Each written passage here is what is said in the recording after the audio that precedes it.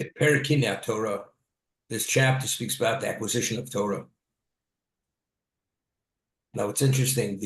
In Parshas Chukas, which discusses the laws of spiritual contamination, over there the Torah says,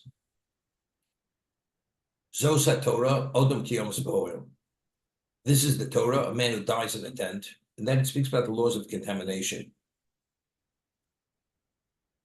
And Chazal explained the words Zos HaTorah.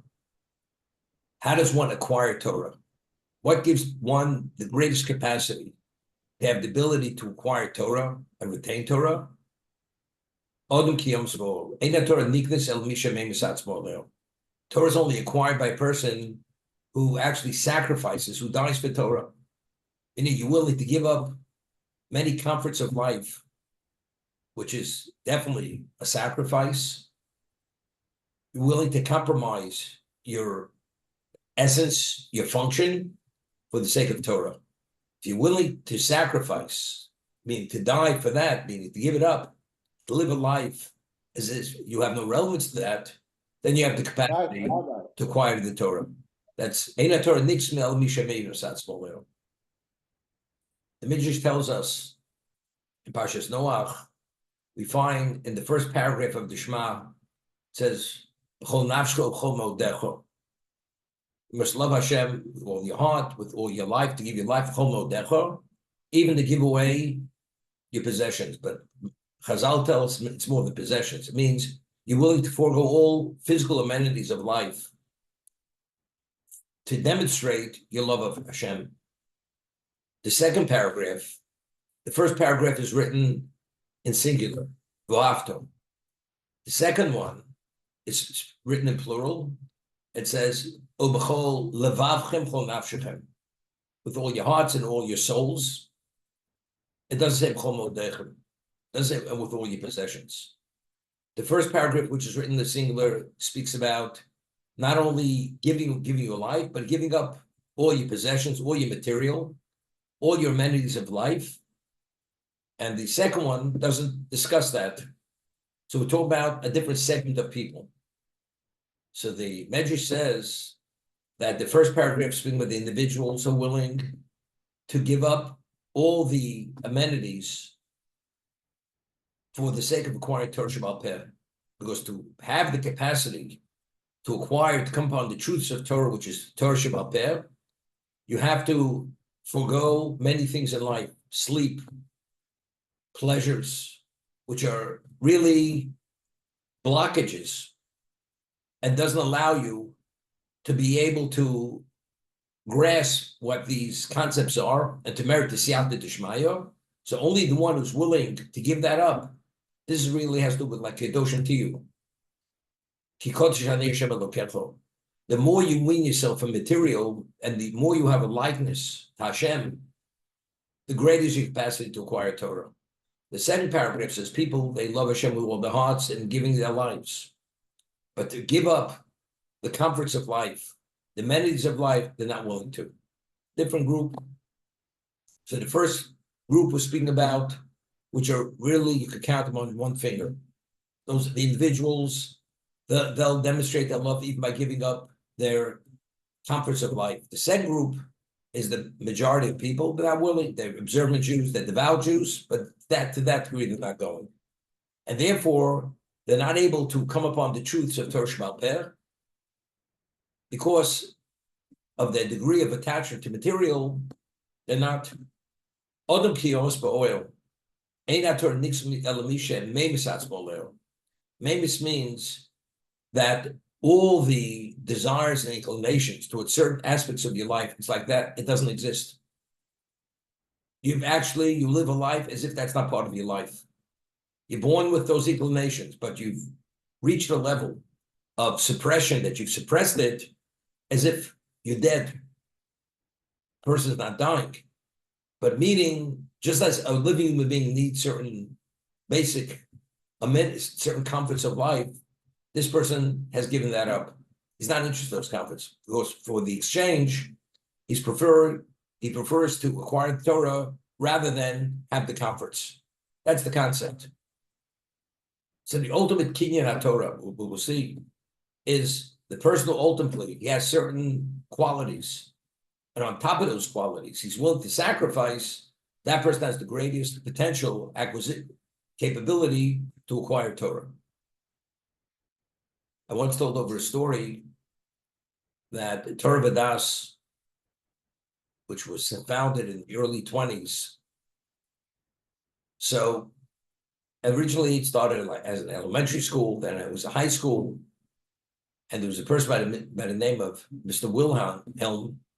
He had a hardware store in Williamsburg, and he, relatively speaking, he had money because he was a very successful storekeeper, and he would go from door to door, knocking on doors, recruiting children to start a Jewish day school, elementary school. These people, they send their children to public school, but because they had no connection to Jewish education, ultimately they weren't observant. It went from bad to worse, and that's how it started. Eventually, Mr. Mendelovich, who was a very exceptional person, he was really a rabbi. He had smicha, but he wanted to be known as Mr. Mendelovich. He had smicha from the son of the Chassam Sofer, from the Ksaf Sofer, and he built it, and he had tremendous wisdom and insight. Mr. Glick considers him his Rebbe. He mentored him in many areas of his life. So they had a Rosh Hashiva. His name was Reb David Leibowitz, who originally was a Rosh Hashiva there. He left and he started Yeshivas Chofetz Chaim. He was related to the Chofetz Chaim. He was a Kohen. And he started Chofetz Chaim. There's a Yeshiva Chofetz Chaim today. This is already the third generation of the Yeshiva. So they need a Rosh Hashiva. So Mr. Mendelovich wrote a letter to Rav Chaim Ozer Brzezinski, who was the chief rabbi of the world. He was the chief rabbi in Vilna. Maybe he has someone, a candidate, who would come and be Rosh Hashiva in Torah Vadas. This story is in the 30s. And Rav Chaim Ozer established a yeshiva in Vilna, which was a special yeshiva, and Rav Shlomo Hyman was the Rosh Hashiva of that yeshiva. See, told Rav Shlomo Hyman he should leave the position in Europe, which was a very, very prestigious position because of the quality of the students, go to America and become a Yeshiva Torah Vadas. And he came, Shlomo Hyman. And Rav Shlomo Hyman brought the yeshiva to another level. And then, 1941, who comes to the United States? Rav Moshe Feinstein, Zecher Tzaddik Livrocha. Somehow he had a relative who lived in Ohio somewhere, and he was able to get visas to bring him over to the States. Rav Moshe Feinstein, his wife and his children, 41. Rav Moshe Feinstein, when he came, he was hired to be the Rosh Hashiva and Tver Shalayim, which was the yeshiva, his yeshiva all the years. So Rav Shlomo Hyman never met Rav Moshe Feinstein. And the first time he met him, he heard special things about him. He saw that when he studied, when he walked in, he was learning, he did not allow his back to touch the chair. He was holding the Gemara in his hand, and he did not lean back to have the comfort of the chair that he was sitting on. It's like he was sitting on, learning as if it had no back, like on a bench. He was fully engaged, would not allow himself any degree of comfort when he was learning. So when Shlomo Hyman saw that, he says, this man will be the future Torah sage of the generation. Because the way he's committed to learning, that he doesn't want any comfort, only be fully immersed in what he's doing, that's a sign he's going to be something special in the future, which was the case. He was the leading posek of the world. That's what happened. There was nothing he didn't know. Okay? That's in Torah Niknesel Mishamei Misad Smolel. Torah is acquired only by the one who's willing to forego his comforts of life, his physical amenities.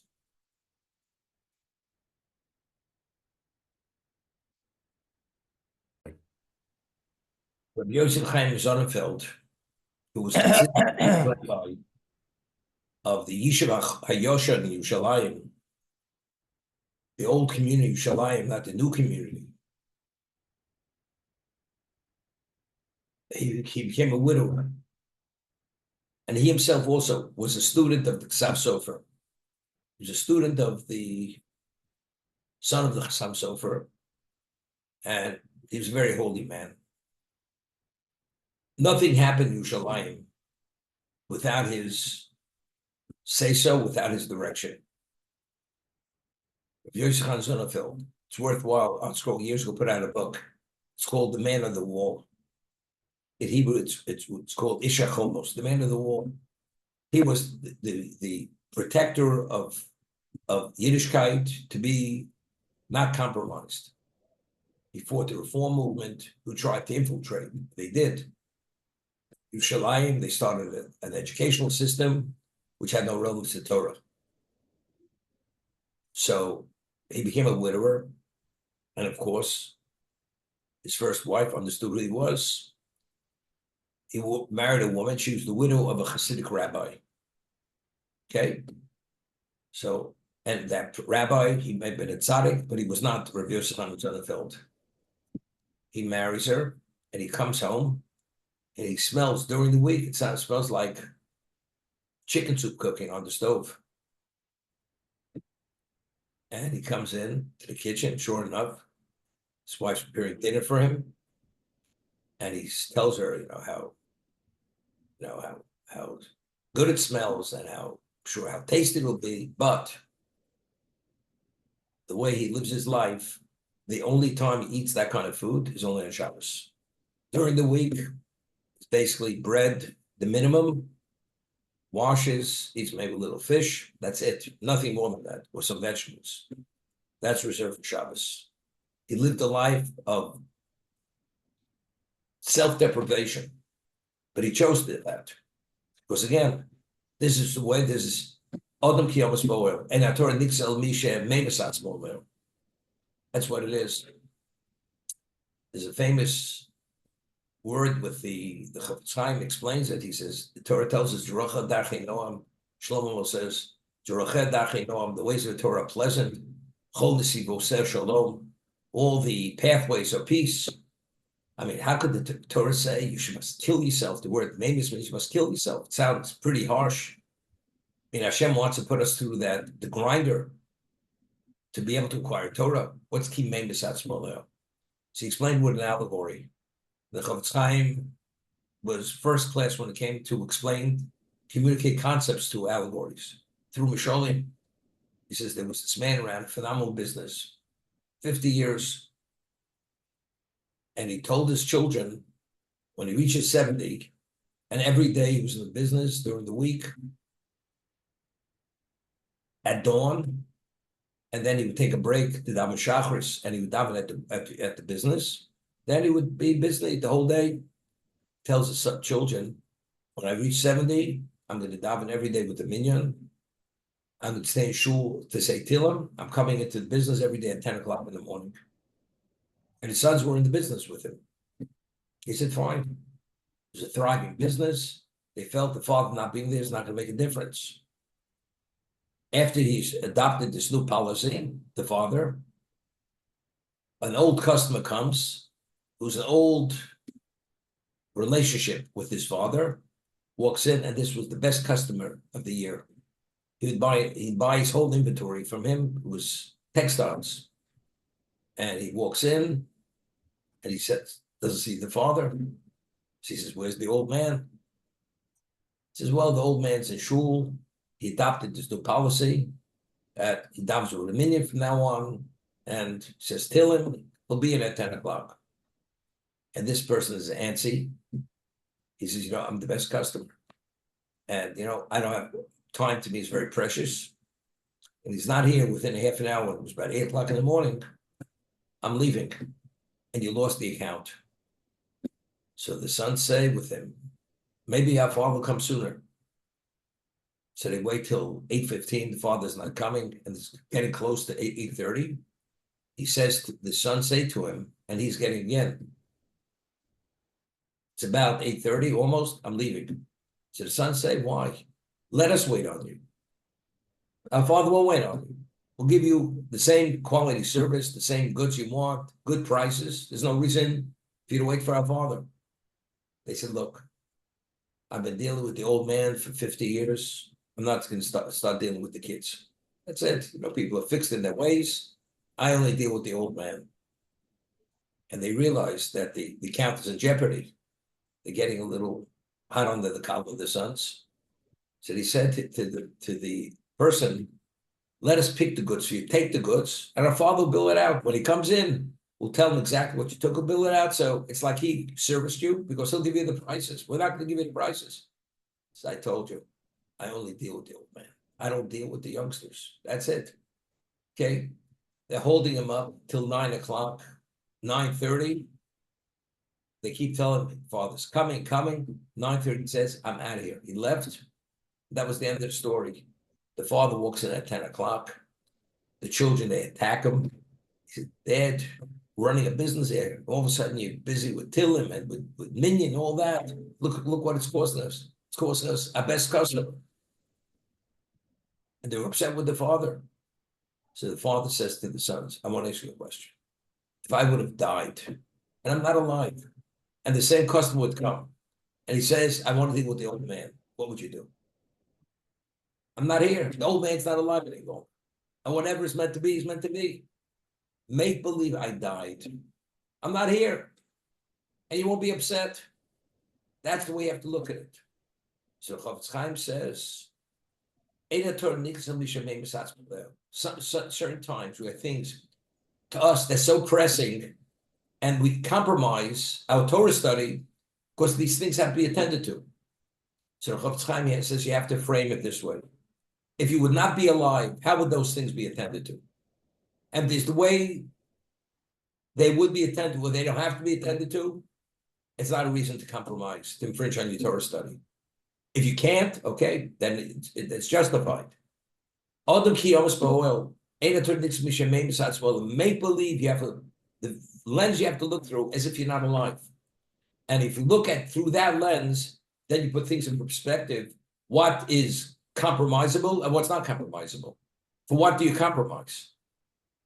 If you wouldn't be alive and it has to be attended to, then you tend to it. But if not, it's not the end of the world, and it could be delayed on some other time. You don't compromise Torah for that sake. That's Adam ki yomas ba'oel. But you want to know something? But we all have conflicts of interest. And others have greater conflicts of interest than others when it comes to certain areas of the life, when it comes to the material. So a person who really wants to do the right thing, and he's conditioned to do the right thing, so his evaluation is more accurate, it's closer to the truth. Person who indulges in material, what do you think he's going to do? I mean, he himself is addicted to material. He sees Torah as an infringement of his life. By giving up a pittance, he's dying already. He can't do it. He can't live without it. I remember many years ago, when I was a cola person, and this person said to me, he came from a wealthy family from Montreal, he says, if I would drive a Chevrolet, you would not find me dead in a Chevrolet. It's below my pay grade. There's no way. Yes, I said to him, is that what life's all about? Whether you drive a Chevrolet or you drive a Chrysler, or whatever you drive, it's irrelevant. I couldn't live it down and stand. So that person, his evaluation system is totally off balance. If that's a necessity, Adam ki yomas ba'oel, it has to be attended to. We have to do it. There's no other way to do it. People don't give tzedakah because they have to leave a nest egg for that rainy day. That rainy day will never come. The cushion is so thick, you could put 25 families on that cushion. But he always needs that cushion, that financial cushion. And he educates his children this way. You never know when the bottom is going to fall out. Therefore, we can't give charity. Because you never know, during Europe, the ones who fled, they had some money, they survived. Those who didn't have, they didn't survive. Do you ever know? There may be another Holocaust. This person is living a Holocaust mentality. Therefore, he gives very little tzedakah. Can't give it away. Because what's his conflict of interest? His conflict of interest in the material. He lives high on the hog. Even he's not a hedonist, still doesn't make a difference. He has a whole different priority system. Person with that priority system, it's not b'chomo defa. He's not there to love God with all his material, with all his amenities in life. He's not willing to give that away.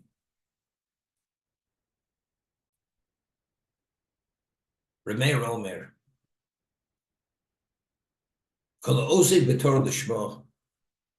One who engages in Torah study for the sake of Torah itself, the Shema. You merit many things. Sir Balaturim in this week's parsha, B'chukosai, says, "V'nosati shalom b'oretz." The letters of shalom are lishmo. Very important. Here, if you rearrange the letters, what is shalom? Lishmo. If you do things for his sake of his name, then the shalom. Then you merit shalom. Hosen b'Torah lishmo. It's the reason why it's in the feminine, because it's referring to the Torah. But that means you're doing it for the right reason. If you go now, what's that? Then say Balturim said shalom is one of the names of Hashem. When do you have relevance to shalom? If you do things lishmo, if you do things for his sake, you have relevance to shalom. What is the word of shalom? The root of the word shalom is shalem. You're complete, wholesomeness. The only time a person is complete is if you attach to the source. Hashem is complete, perfect on the absolute level. So if you have relevance to that, you have relevance to absoluteness, of wholesomeness. But when is that? If you do it for him, not for yourself. If you do it for his sake, not for your sake. That's shlo l'shma. That's the Balaturim. So also the Torah l'shma. Torah is Hashem's wisdom. Could you imagine? I give you a piece of mink, and you go and use it for a doormat. Now people walk in, they wipe their feet on the piece of mink. What is that? It's a misuse of that. You take that, put it on a collar of a coat, or something much more to understand it, appreciate its value. That's called abuse. Hashem gives us his Torah, his wisdom. This is the key to the vault. And you know what you use that key for? You're going in there because you need money to go to Atlantic City to gamble in the casino. Rather than going in there to further God's glory. You go there to further God's glory, God gives you more glory. But if you go and you take that and use it for other things, I want to be wealthy, I want prominence, I want recognition, I need ego inflation, not deflation, inflation. That's what I need. I have to be inflated. Hashem says, you mean you want to use me to be your doormat? Doesn't work that way. You're not going to have shalom, because since it's not lishmo, you don't have shalom. You have shalom, you have everything. We say in the part in B'chukosai, I will give you bounty, so and so, and the sati shalom boretz. So Rashi cites Chazal, I will bring peace to the land. It'll be peace. Why? You can have everything in the world. If you have no peace, you have nothing. And if you have peace, then you have everything. Then everything you have takes on meaning. But if you live in fear and trepidation, that any day you may be uprooted, and there may be an upheaval, and you may be plundered and victimized, so what's the good of all the wealth? The Gemara tells us in Sanhedrin, there was a person, they called him mouse or rodent. Why do they call him that?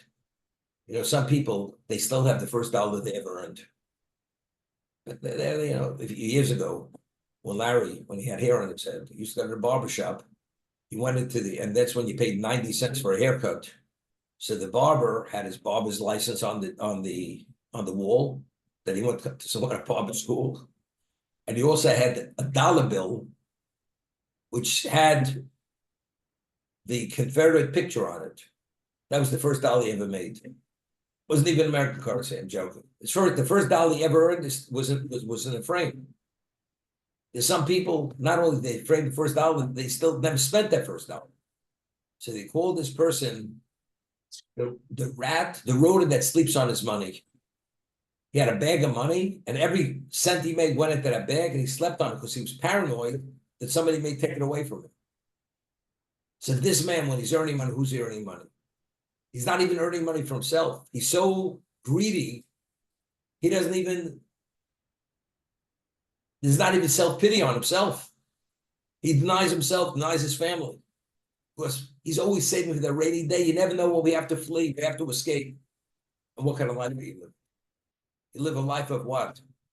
Of poverty, of suffering, of paranoia, of craziness. They're those kinds of people.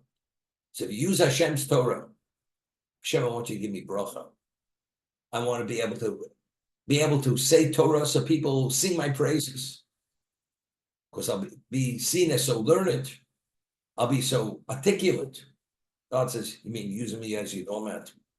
It's not going to work. But if it's lishma, shalom is lishma. Lishma, you do it for his sake. There's nothing to do with you, because you recognize who he is. Then you have wholesomeness. Then you have peace. Then you have security. Because you're not doing it for you, you're doing it for him. That's the concept.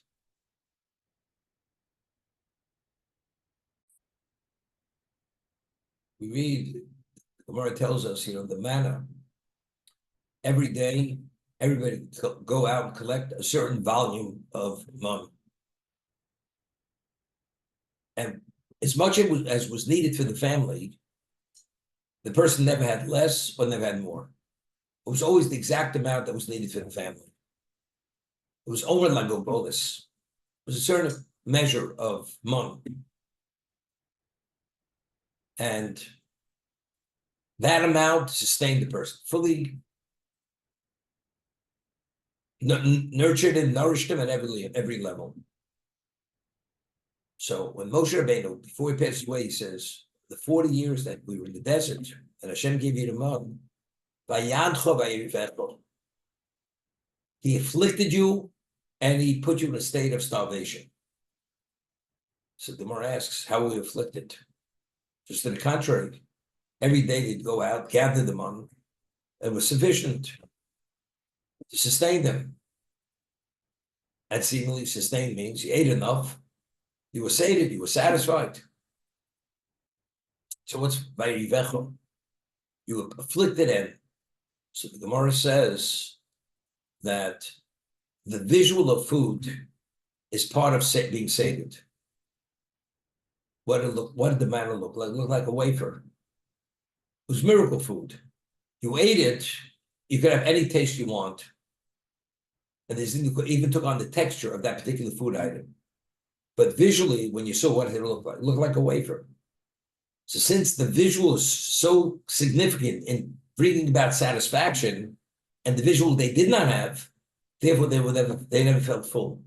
Even though they were fully satisfied, sated, but they never felt full. Because visually they never had it. And therefore, Rav Yosef says, because he was blind, as much as he ate, he never felt sated, because he never saw the food, because he was blind. Therefore, the Gemara says, on Shabbos, at your Shabbos table, you should make sure the table's illuminated. You're eating your Suda, the Shabbos meal, in an illuminated location. Because when you see the food, that's part of the satiation. But if you're in a dark room and you don't see what you're eating, even though you're tasting it and you know what you're eating, it doesn't have the same effect on you. That's what it's about. Now, we speak of Samech B'Chelko. Ezoch Osher Samech B'Chelko. Who's the wealthy person? The one who's satisfied with his lot. We read about the sabbatical year.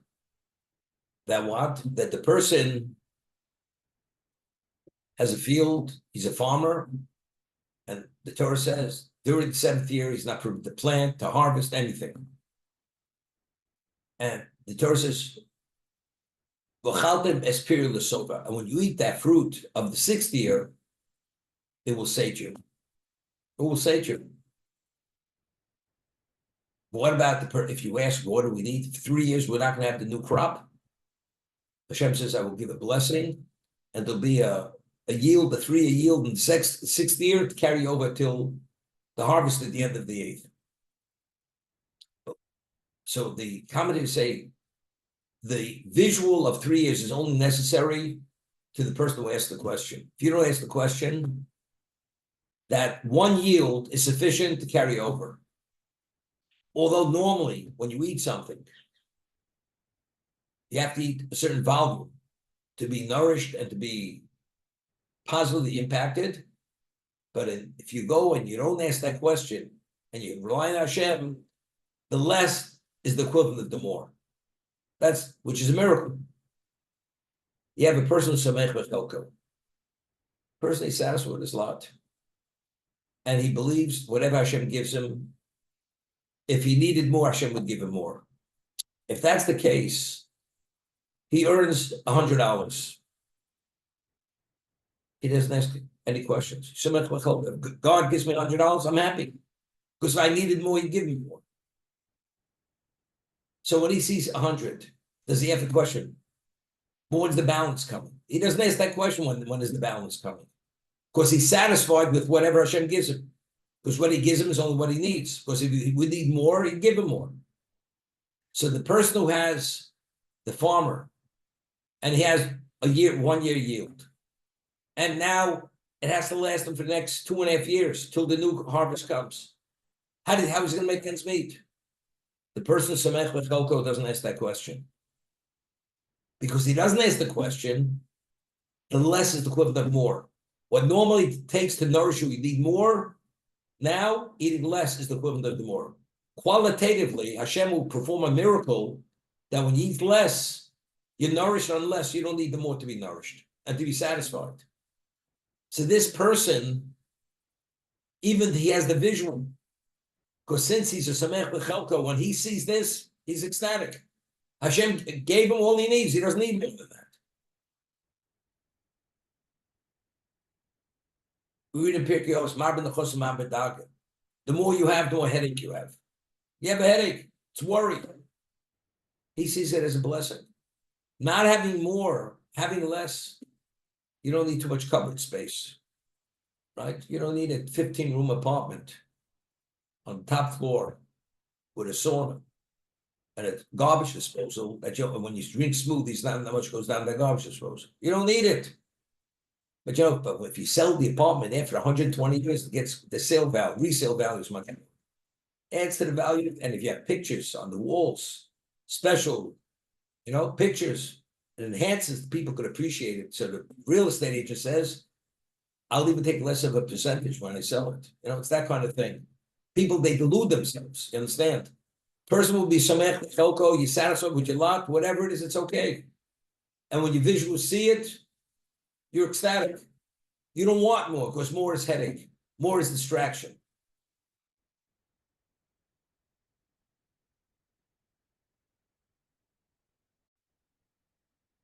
Because visually they didn't see it, therefore they were afflicted, they were starved. Because the visual is crucial in being able to be satisfied with what you eat. The Mishnah tells us that the showbread that was distributed every Shabbos between the incoming group and the outgoing group of Kohanim, the showbread was 12 loaves. You could have had 1,000 Kohanim who officiated the previous week and the new crop. They would divide them among themselves. So how much do you think each one received? Among 1,000 Kohanim, at best. So one says, I received the equivalent of a bean. The showbread is equivalent, and when I ate it, I was saved. I couldn't eat more than that. Why? So the Mishnah tells us, because as long as Shimon HaTzadik, who was the high priest for 40 years, when he officiated, he was blessing the showbread. The blessing caused that when you ate less, you were satisfied. Proof of this point, because one Kohen, at that time, when he ate the showbread, he said, I ate no more than a bean, and I was sated, fully sated. The question is this: how could you be sated? Visually, he saw a bean. So visually, he saw a bean. That was the volume of the bread. According to what we're saying, that you're not sated unless you have the visual. How much visual did he say? He saw a bean. A bean doesn't sate you normally. So why was he sated? It should be Vayantchu Ba'ariveko.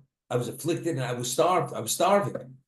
And yet the Kohen, even though it was the size of a bean, he was still, he was sated. How do we reconcile both Chazal?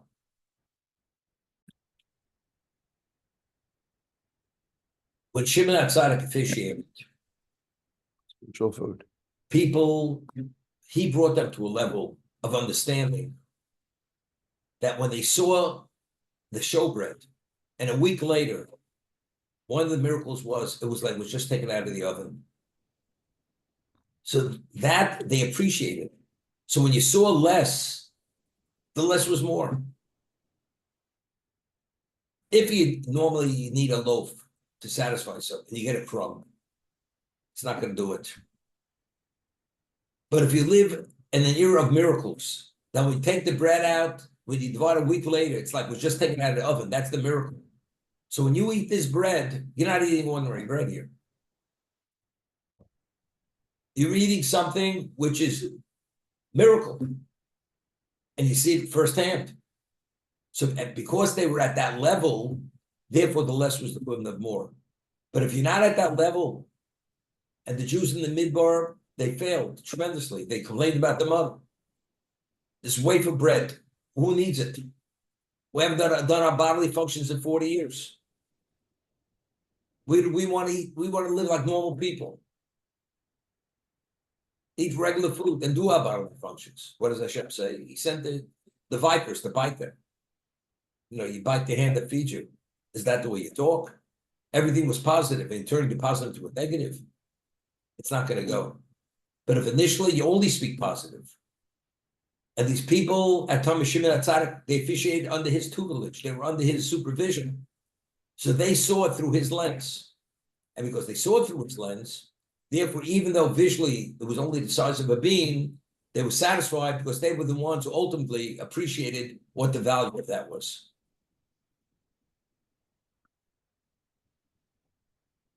You know, we're coming close to Shavuos, which is we're commemorating nationhood. When God gave us the Torah, we find that when we left Egypt, we left with tremendous wealth, material wealth. Because Hashem said to Avram Avinu, your children will be enslaved for so many years, then they're going to leave with tremendous wealth. And therefore, the Gemara tells us that every Jew had minimally 10 pack animals laden with gold and silver. That's how much wealth they took out of Egypt.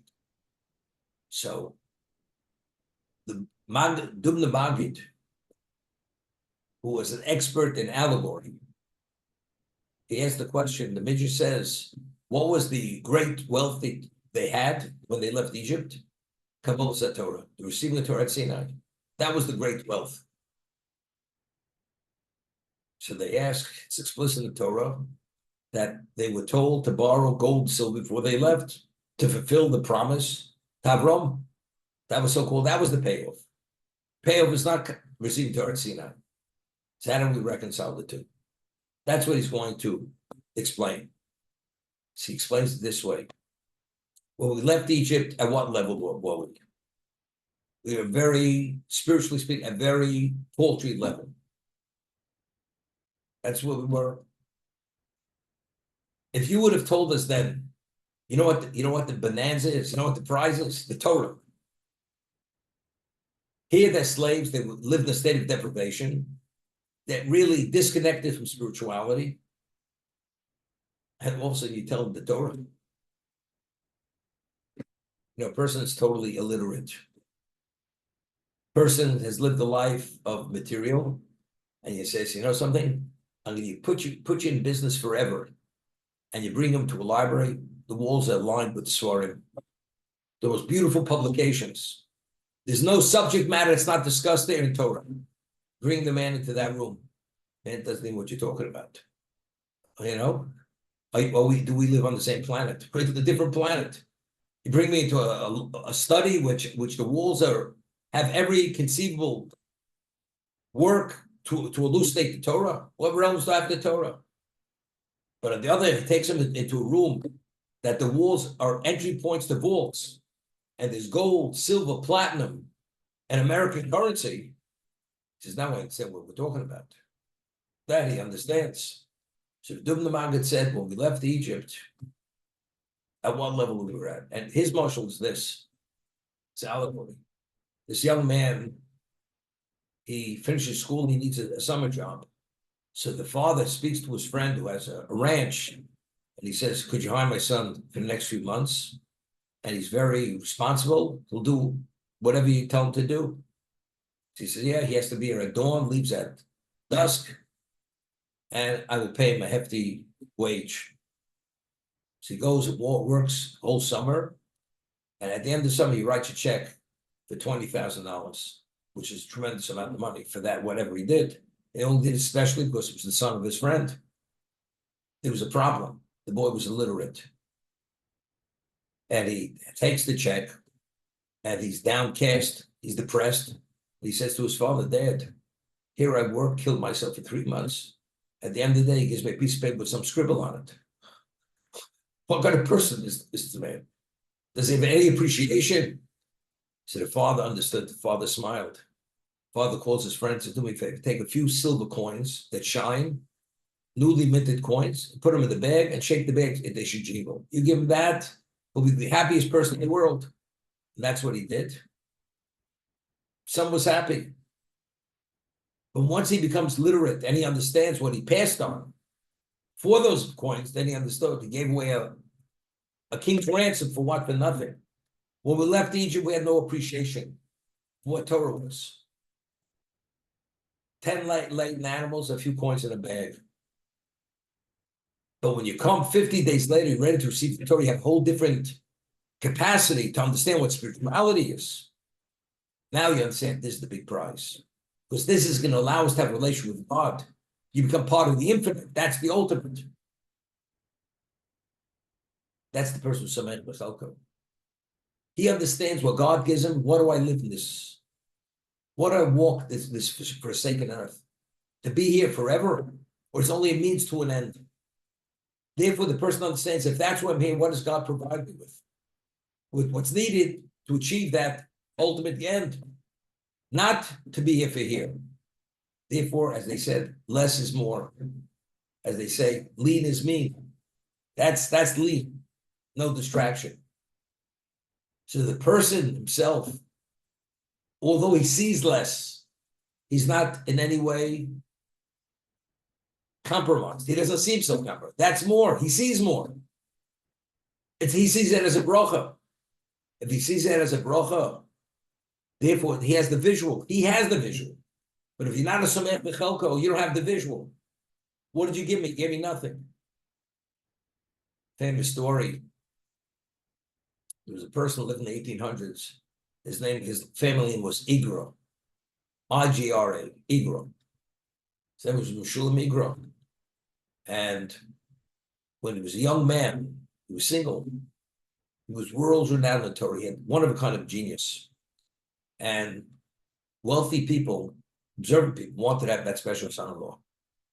But you realize, in Europe, the way a person raised a child, especially if you're wealthy, what did the girl understand? She didn't have much of a Jewish education. She knew how to be observant, but did she have an appreciation for what Judaism is, what Torah is, what spirituality is? She had no understanding. So the one who tried to make the match here sends him to the address. He goes to this wealthy person's home, lives in a mansion, and he's sitting by the table. His daughter comes in. She looks at him. They exchange a few words. He looks like a malnourished person, scrawny little guy. She wanted a handsome, robust, good-looking guy. Guy could press 600 pounds. Go into the hot dog contest in Coney Island, 120 hot dogs in 2 hours. Then you find him in the emergency room in Coney Island Hospital afterwards. It's okay. So she glanced at him. She says to her father, this is not the guy for me. Forget it. Okay? Father calls the shadchan, the matchmaker, says, my daughter's not going for this. Okay? She married someone else. Years later, the man was a wealthy man. He had a din Torah. Someone, 20 years later, and it was very complicated. Tremendous amount of money was at stake. And one who wouldn't be happy, one who lost wouldn't be satisfied. They have to come up with a solution that both parties can be happy with this mediation. So they come before this rabbi. And of course, today, he was a man close to 50 years old. And he goes and immediately presents the case to both of them. And they see both of them, they can walk away with a lot of money, despite the fact it's not what he wanted initially, because he didn't appreciate how valuable the deal was. He doesn't have to take a big percentage to make that kind of money. They were like amazed at his genius. So afterwards, one of them says, "What's your name?" He says, "Meshulam Mibra." He was the one he could have taken as a son-in-law. When he heard his name, he passed out. He fainted on the spot. I passed out. I passed that for what? For nonsense. For a guy that's 60 pounds overweight. Guy who wears a size 46, 48 suit. That's what I exchanged for. But by then it's too late already. People pass on the king's ransom for what? For what? For a pound of what? Pound of corned beef, a pound of sweetbreads. What are you passing it for? For what? But that's what it's about. The person samech lechelko, he sees the value. What's the value of anything? It's purpose. It's a means, it's not an end. So the less is more. The other person sees the means as the end. That's all. Just end with a story. Shiva came from Europe. He was in the United States for about a year. So he published the first work. He was 18 years old in Kovna, Slabotka. And it's a work on Kochim and Tyrus, certain part of Shas. And the Sefer has maybe 300 pages. So he went to Cleveland, and in those days, all Jews spoke Yiddish. And the newspaper was a Yiddish newspaper. And the head of it was called the Vadier, the head of the community was the butchers, they had money. They dealt in cash. They had a lot of cash. So the reception was held at this butcher's home. And Rosh Shiva comes in, and he read in the newspaper that he published, prodigy from Europe, one of the best students who ever graduated the Slobodki Yeshiva, and so on and so forth. So he says, "Could you show me your work that you published at 18? Takes it out, and Butcher takes it in his hand, and he takes the Sefer, and he says, "Das alles, that's all it's about." So Rosh Shiva said to me, how does a butcher want meat? Takes a piece of meat, his hand was the equivalent of a scale. He was able to evaluate the weight of the meat just by holding it. He says the way he weighed meat, that's the way he evaluated the work. That's all it's about. They give him a telephone book, not bad, yellow pages. That was his understanding. So the person's not so mechalko. He says, that's it. That's all I'm getting. But if the other person would understand, I'm giving you something which will give you the ability to soar more than I don't want it. Give you an example. Person goes on a safari to Africa, and you have to have medication for malaria. If you don't take medication for malaria, you get bitten, you don't make it back. So the person goes with a truckload of food and everything else. He's going to have all kinds of barbecues there in Africa. He's going to have the natives there dancing around him, playing whatever their drums and their instruments are. And he's going to be eating this. Meantime, he can have all these infected mosquitoes biting him. The other guy has a little satchel of medication. He's all staying in the safari. He said, "Where's your truck? Where's your freezer? Refrigerated truck with all the food?" He says, "I don't need it. I got my little bag." Joke. That little bag allows him that if he's bitten, he's immune from the effect of the malaria. This other guy gets bitten once. What's he? The truck is left over with all the food, and they're ready to dig the grave, to put him in the grave. That's the difference.